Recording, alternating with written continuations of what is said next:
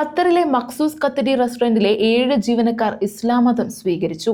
ജീവനക്കാർ ഇസ്ലാം സ്വീകരിക്കുന്നതിന്റെ video social മീഡിയയിൽ വ്യാപകമായി പ്രചരിക്കുന്നുണ്ട്. പുറത്തുവന്ന വീഡിയോയിൽ ഈ 7 പേരും ചേർന്ന് ഷഹാദത്ത് കലിമ ചൊല്ലുന്നത് കാണാം.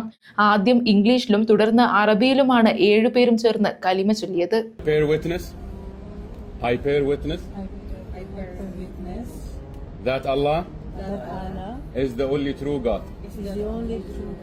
And I bear witness that Muhammad and Jesus are messengers and prophets of Allah. Now we say it in Arabic. Ashhadu anna la ilaha illallah wa ashhadu anna Muhammadan Rasulullah.